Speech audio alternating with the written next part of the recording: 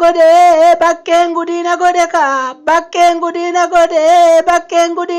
wayyoo jettee intalli isaanii galgalaaf ganama boossii. Maatiin waan godhan wallaalanii baadiyyaadhaa abbaa fi haati garatti geessa wallaalanii mana yaalaa geessuuf bakka ishee dhukkuu dhabanii qalbii dabarsite jechuuf lafa sammuu qoratanitti illee akka hin geessineef waan godhan dhabanii furmaata isa dhumaa haati yeroo kana maaliif beekaa gama sanaatti hin geessinu jette abbaan yoo xiqqoo didan illee booda walii galanii mana qaalluu tokkotti geessanii qaallicha bira geessanii mucaan isaanii yeroo hundaa ganama kaatee galgala sal tokko halkan walakkaasii baqqeen gudiina godhe jettee akka boossuu fi akka dhiphatan itti himanii namichis haa ta'u qoyyaa qofaattan gaafadhaa jedhee mucattii fuudhee gara lafa maggaarajaa duuba ta'anii warri qaalluu odeessan sanatti fuudhee seene achi isa bira galchanii namichi achi keessa taa'ee warra kaaddamsiisan achi keessaa baasee ishee gaafate isheenis callistee baqqeen gudiina godhe jetti yoowwana kana namichi akkuma ta'u godhee waan tokko godhee mucattiin ni calliste waa tokko hin jenne utuu hin jedhin calliste gara manaatti fuudhanii galanii guyyaa 2-3 booda jedhani waa tokko hin jiru gaafa guyyaa 4 immoo gaafa guyyaa 5ffaa ammas kaatee baqqeen gudiina godhe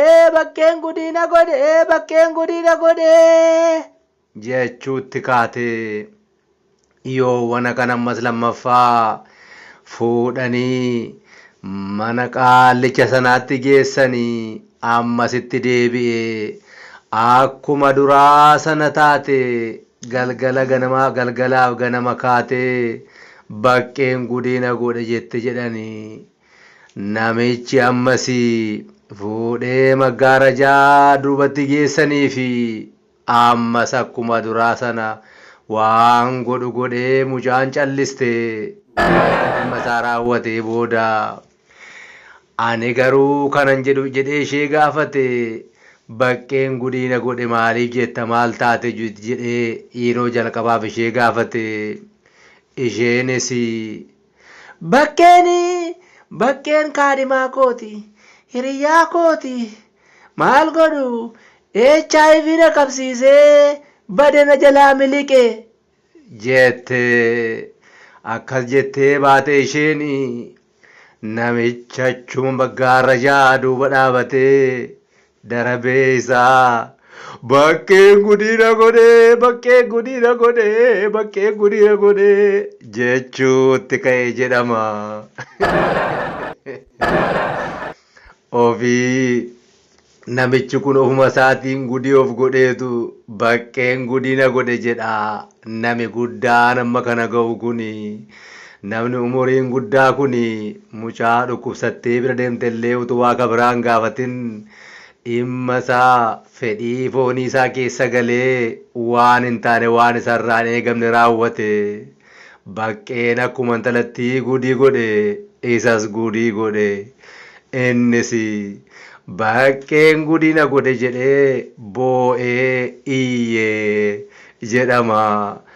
Abbaan manaa fi haati manaa mucaa isaanii geessan yeroo sana dubbiin dalgatti galee itti dabarfatte moo jedhanii mucaa isaanii fuudhanii ba'anii namichi garuu maggaarajaa duuba dhaabatee baqqeen gudiina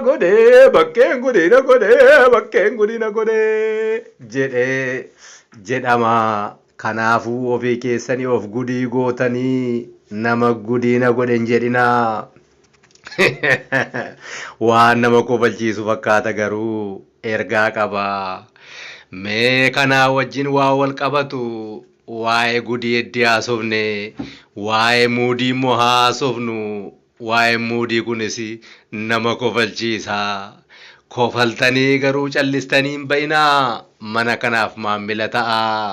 Hiriyoota keessaniif qoodaa laayikiin goone taanaan laayik godhaa.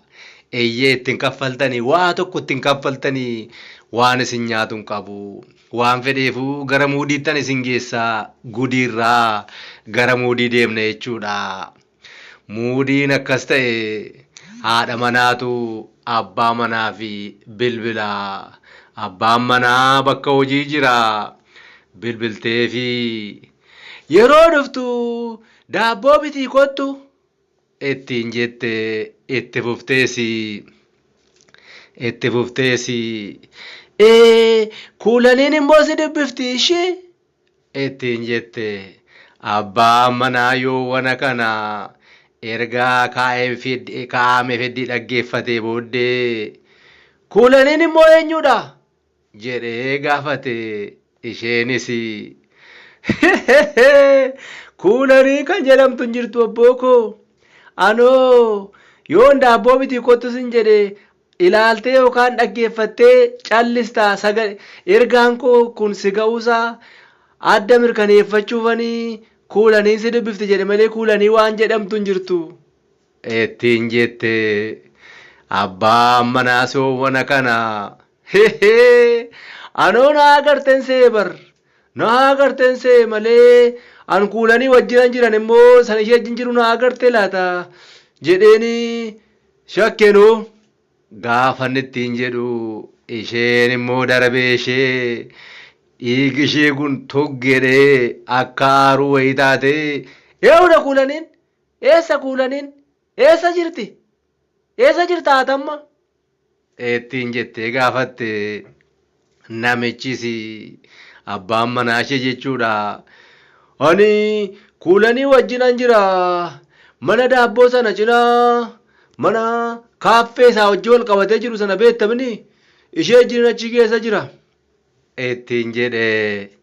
Isheenis yeroo kana yeroo gubuu hin barbaanne amma achi akka hin deemne na eegi amman dhufee si bilbila daqiiqaa 5 si biraan ba'a ittiin jette.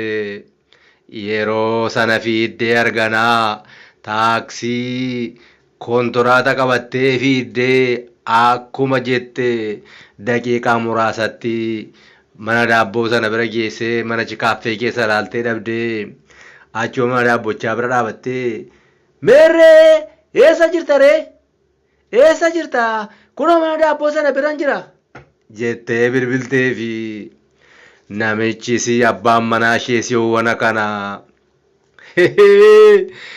erga mana daabboo bira geesse daabboo isa jette bitii gali ani bakka hojiin jira biiroo keessaa yuun baane ittiin jedhe jedhama. Akkasi muudiini akkatti bohaartan nan abdadha. Gudii fi muudii waan fedheefiyyuu kana nama fakkaata. Warri osoo muudiin beekin muudii namatti qabattan dhiisaa. Warri gudii of gootanii gudii taana jettanii nama kabiraatti quba qabdanis dhiisaa. Waan fedheefiyyuu viidiyoon keenya har'aa kana fakkaata. Guyyaa gaarii qabaadhaa, yeroo gaarii qabaadhaa. Warri mana kanaaf maatii hin taane maatii ta'a. Egaa akkasittiin dhaggeeffattanii itti bohaartanii laayikii osoo hin godhin sabiskiraayib otoo hin godhin otoo hiriyoota keessaniif hin qoodii yoo deemtanii hoteela galtanii nyaattanii otoo hin kaffalin akka deemtan itti lakkaa'ama. Garuu laayik gootan hiriyoota keessaniif qooddanii yoo nama afeertanii nama biraallee akka afeertan itti lakkaa'ama. Obboloota koo yeroo gaarii qabaadhaa. Viidiyoo itti aanu wal agarraa. Ciao isinin jaalladhaa.